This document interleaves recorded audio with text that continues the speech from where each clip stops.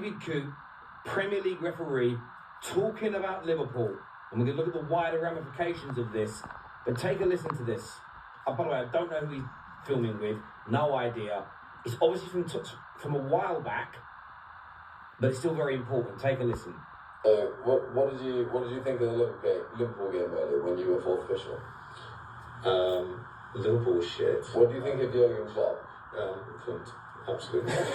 So just so you hear that, he said Liverpool talking about a game, spoke about Liverpool performance, saying they were shit, and then calls Jurgen Klopp a see you next Tuesday, a C-U-N-T. This is a Premier League referee who, by the way, is allowed a private life, is allowed a private opinion on these matters, but is talking into a device that's recording.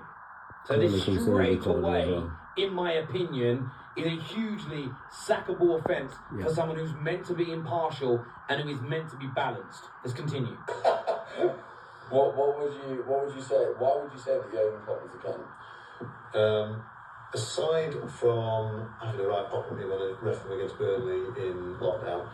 Now, first of all, remember that he's gone all the way back to lockdown. Okay, so this has got to be at least last season because Klopp's not there. But you've got to remember this is because he was personally got into a personal altercation with Klopp. Very, very key. Then he accused me of lying, and then just had a right fucking pop at me, and I've got no interest in speaking to somebody who's fucking arrogant. So I do my best not to speak to him. Milner's alright. I get on with so James Milner. You get on with James Milner. You can see me there with mask on. Yeah. So this obviously shows that this was still when masks were being worn. So this is a while ago, but I still think it's important. Mask on, obviously. Yeah. Kills me, can be done. Social distancing, right? We're 2 minutes apart. We have to social distance. Yeah. So, oh my God. German cunt, fuck me. Wow. Also, German C-U-N-T. Talking about his nationality in this way. So not only showing a bias towards Klopp, a bias towards Liverpool because of an altercation they've had, holding on to that, also xenophobia as well. Just in case anybody wants to defend him and say that there's no issue with this, this is also what he recorded in that same session. No, just to be clear, that fucking last video can't go anywhere. Seriously. He's a Premier League referee. Let's not fucking ruin his career. Like, let's face it, we're good blokes, but you, mate, the fact you recorded it, why record it? That's my first question. Why record it in any capacity? Secondly, I'm glad it's out. And do you know what? No love lost between Liverpool and me. Absolutely none whatsoever. But this video demonstrates xenophobia and bias. The xenophobia is the worst bit. That will probably get forgotten by a lot of people. But the bias is crazy. Now, I want to start off by saying something here. I don't think referees get together in a big conspiratorial group and say, let's stop Liverpool winning the league, let's stop Man United winning the FA Cup, let's stop Arsenal from winning any trophies. I don't think it is to that degree. But I was watching the overlap a few weeks ago, and Gary Neville pointed to a conversation that he had had with an ex-referee on his show who stated that there were times where he would not give decisions to teams based on how they treated him in previous games and matches, and Howard Webb shut that down. I brought it up on shows, everybody says, shut up, Terry, you're feeding into the Arsenal conspiracy. The problem is, this is proof that this exists. This is proof that referees hold grudges. And just this weekend gone, Liverpool won, yes they did, but most of it was brought down when Darwin Núñez went on to score. And a lot of us said, good job for Villa that Núñez scored, right? Because whoever it was that pulled Salah down would have been sent off. But it turns out through the transcripts, referee said it was no foul. The referee actually said, didn't say play on, we'll come back to it, gave it as no foul.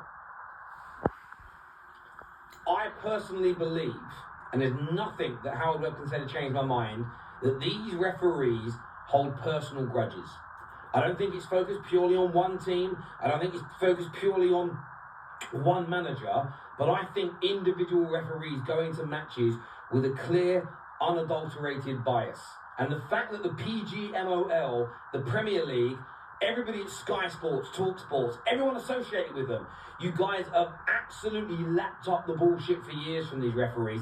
Anybody that doesn't challenge these decisions and the inconsistencies, you are all accountable in this. Yeah. What we have just witnessed there is disgraceful on every single level. It really, really is.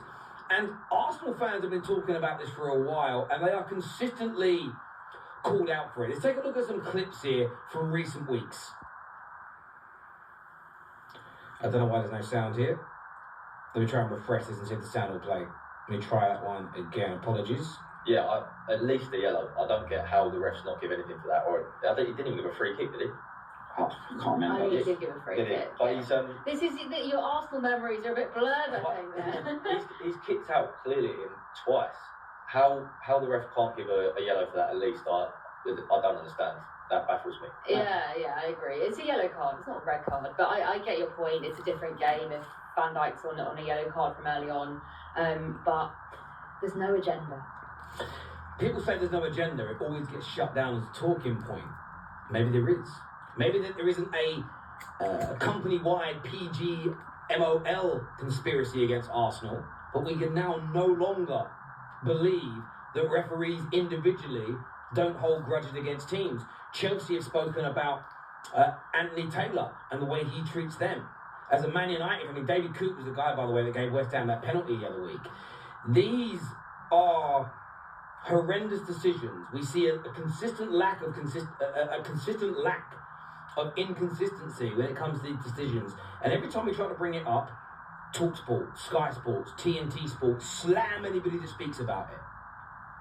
They attacked Nottingham Forest last year for hiring somebody to try and harness conversations to understand why there was so much inconsistencies. And everybody was told that's a scumbag thing to do, it's a crazy thing to do. Arsenal fans probably more than any, and by the way, Arsenal fans have got to stop the talk of it's only us. When you say it's only us that get these bad decisions, people stop listening. But where Arsenal fans are spot on, in my personal opinion, is referees definitely hold grudges and definitely have agendas. And I think the Premier League, I think the FA at large, have to start now looking to go abroad to hire managers, and maybe we have to recycle these managers. You know how a farmer will use a field for a certain amount of years to grow crops, and then it will lay dormant so that the nutrition can get back into the soil? Maybe we've got to do that. Maybe every 2 or 3 years we've got to change the refs because of grudges they hold, because of arguments they've had. I don't think games are being refereed fairly across the board, in my personal and humble opinion. Overall, look, David Coote, I'm not one for calling for people to lose their jobs outside of managers and footballers being sold when these guys are multi-millionaires, and it's not really going to impact them. You know, they get their payout as well.